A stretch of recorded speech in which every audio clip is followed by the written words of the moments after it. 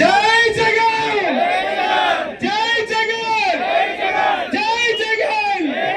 MLC Rajasekhar గారి నాయకత్వం, MLC Rajasekhar గారి నాయకత్వం. వైఎస్ జగన్మోహన్ రెడ్డి గారి ఆదేశాల మేరకు ఈరోజు రాష్ట్రం అంతటా దీక్షా శిబిరాలు ప్రారంభమయ్యాయి. జమ్మలమడుగు నియోజకవర్గంలో జమ్మలమడుగు నడిపొట్టున వైఎస్ఆర్ కాంగ్రెస్ పార్టీ జమ్మలమడుగు సమన్వయకర్త భవిష్యత్ కోసం వాళ్ళ విద్య కోసం ఇవ్వాల్సిన బకాయిలన్నీ వెంటనే రిలీజ్ చేసి పేదవాళ్ళను ఆదుకోవాలా, విద్యలో పేదవాళ్ళ పిల్లలను బాగా చదువుకునేదానికి ప్రోత్సహించాలంటే ప్రభుత్వం కొండపరెడ్డి ఇంద్రమ్మ గారు, అలాగే ఎస్సీసీ మెంబర్ మన గిరిధరెడ్డి గారు ఈ యొక్క కార్యక్రమానికి ఇచ్చేసి శిబిర కార్యక్రమం ప్రారంభించారు. వారికి కూడా మనందరి తరఫున జై జగన్, జై జగన్. కొండపరెడ్డి రామసుబ్బారెడ్డి గారి నాయకత్వం, కొండపరెడ్డి రామసుబ్బారెడ్డి గారి నాయకత్వం. డిమాండ్. రెండవది, మీకు అందరికి కూడా తెలుసు, మన జగన్మోహన్ రెడ్డి గారు మన నాయకుడు ఉన్నప్పుడు మీకు అందరికీ తెలుసు, చదువుతో పాటు పేద పిల్లలు ఎక్కడైనా పోయి చదువుకుంటా ఉంటే వసతి దీవెన కింద కూడా 10,000 రూపాయలు 20,000 రూపాయలు కూడా ఇచ్చిన పరిస్థితి మనం చూసాం. అదే విధంగా వసతి దీవెన కింద ఇవ్వాల్సిన పేద పిల్లలకు డబ్బులు 3,000 కోట్ల రూపాయలు బకాయిలు ఉన్నాయి. అదే కాకుండా మన రాష్ట్రంలో జరిగిన డిఎస్సి పరీక్షనే అర్హులకు అన్యాయం జరిగింది, అనర్హులకు అందరం ఎక్కించారు. కోకలుగా సంఘటనలు చూసాం మనం. చాలా మంది బాధితులు రోడ్డున పడ్డారు. చాలా మంది మన వైఎస్ జగన్మోహన్ రెడ్డి గారిని కూడా కలిసి బాధితులు సాక్ష్యాలతో సహా నిరూపించి చూపించారు. కానీ ప్రభుత్వం ఏమాత్రం పట్టించుకోవట్లేదు. దీనికి కారణం ఎవరు ప్రశ్నించలేరులే, ఎవరు అడగరులే అనే వాళ్ళ భావన. ఒకవేళ అలా ప్రశ్నించినా కూడా వాళ్ళపై కేసులు పెట్టి ఏదో ఒకటి బెదిరించి వాళ్ళకు భయపెట్టాలని వాళ్ళ భావన అనేది మనకు బాగా కనిపిస్తుంది. ఎవరన్నా దీక్షలు కూర్చున్న వాళ్ళు ఎవరన్నా మాట్లాడుతున్నారు? ఎవరు మాట్లాడుతున్నారు?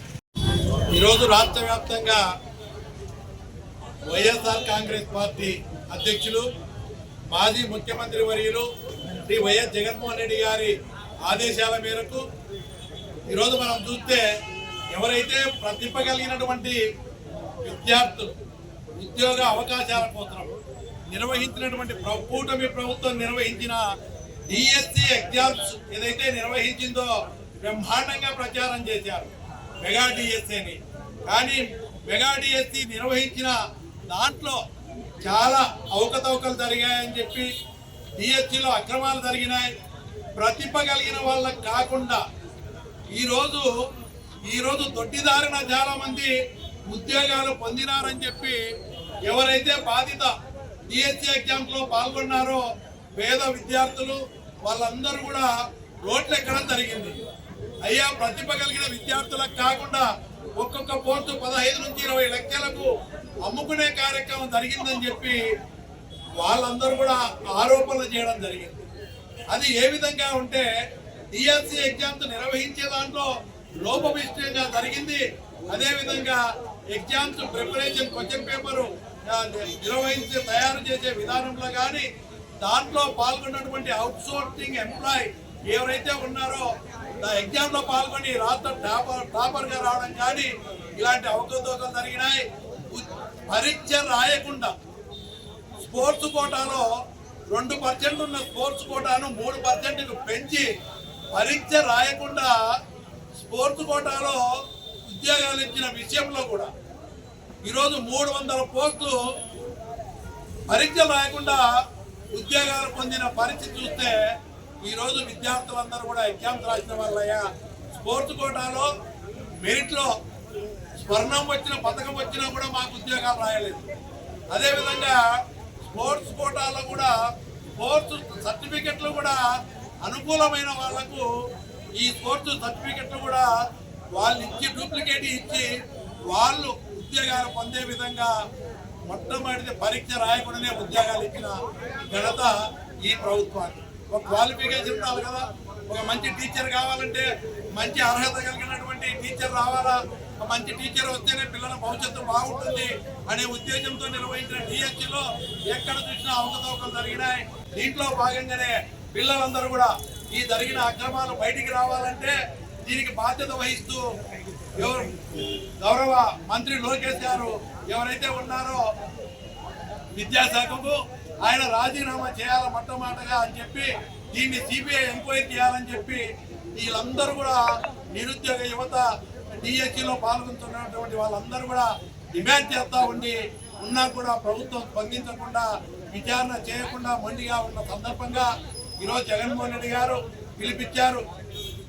పేద విద్యార్థులు నిరుద్యోగ యువత తరఫున డిఎస్సిలో పాల్గొన్న వాళ్ళకి అండగా ఉంటూ ఈరోజు లోకేష్ గారు రాజీనామా చేసి బాధ్యత వహిస్తూ అదేవిధంగా సిబిఐ ఎంక్వైరీకి రాష్ట్ర ప్రభుత్వం వేయాలని చెప్పి డిమాండ్ చేసి అర్హులైన వాళ్లకు కోర్టు కోటాలో కానీ అన్నింటిలో కూడా ప్రతిభ కలిగిన వాళ్ళకే ఉద్యోగ అవకాశాలు అందే విధంగా చర్యలు తీసుకోవాలని డిమాండ్ చేస్తూ ఈ దీక్షలు చేస్తూ ఈరోజు రాష్ట్ర ప్రభుత్వం అధికారంలోకి వచ్చిన తర్వాత 2 ఏళ్లలోనే 3,76,000 కోట్ల అప్పులు చేసింది. కానీ ఈరోజు ఏ సూపర్ 6 లో ఏ పథకం అమలు చేయట్లేదు.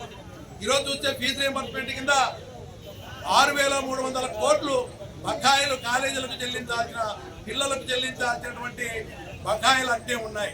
అదేవిధంగా వసతి దీవెన కింద 3,200 కోట్లు, మొత్తం 9,500 కోట్లు విద్యకు సంబంధించి విద్యార్థులకు ఫీజు రీయింబర్స్మెంట్ కింద వసతి దీవెన కింద ఇవ్వాల్సిన బకాయిలు వెంటనే చెల్లించాలని చెప్పి మీరు సూపర్ 6 లో ఇచ్చిన హామీలో భాగంగా ఏదైతే నిరుద్యోగ వృత్తి ఏదైతే ప్రతి నెల 3,000 ఇస్తామన్నారు దాంట్లో భాగంగా 3వ బడ్జెట్ కూడా అయిపోయింది. మీరు ఈ నిరుద్యోగ వృత్తి ఏదైతే ఉందో ప్రతి నెల ప్రతి విద్యార్థికి 3,000 రూపాయల చొప్పున సంవత్సరానికి 36,000 3 బడ్జెట్లు అయినాయి కాబట్టి 1,08,000 నిరుద్యోగ యువతకు ఒక్కొక్కరికి ఇవ్వాల్సిన బకాయిలు కూడా వెంటనే చెల్లించాలని చెప్పి ఈ రోజు ప్రభుత్వాన్ని డిమాండ్ చేస్తూ పార్టీ నాయకుని ఆదేశానుసారం ఈ రిలే నిరాహార దీక్షలు చేపట్టడం జరుగుతూ ఉంది. వైఎస్ఆర్ కాంగ్రెస్ పార్టీ శిబిరం కాదు, ప్రజల కోసం చేస్తున్న ఈ ఉద్యమంలో ఈ నిరాహార దీక్ష కార్యక్రమంలో పాల్గొనాలని చెప్పి విజయవంతం చేయాలని చెప్పి ప్రభుత్వాన్ని మెడలు ఉంచేదానికి మీరందరూ కూడా ముందుకు రావాలని, అదే 10వ తారీఖున జరిగే ఈ పెద్ద ఎత్తున ఈ డిమాండ్ల మీద ర్యాలీ నిర్వహించడం జరుగుతుంది జమ్మలమడుగు పట్టణంలో. దాంట్లో కూడా 6 మండలాలకు సంబంధించినటువంటి నాయకులు, కార్యకర్తలు, విద్యార్థులు, నిరుద్యోగ యువత ప్రతి ఒక్కరు కూడా పాల్గొని విజయవంతం చేయాలని చెప్పి మిమ్మల్ని మనస్ఫూర్తిగా కోరుతాం.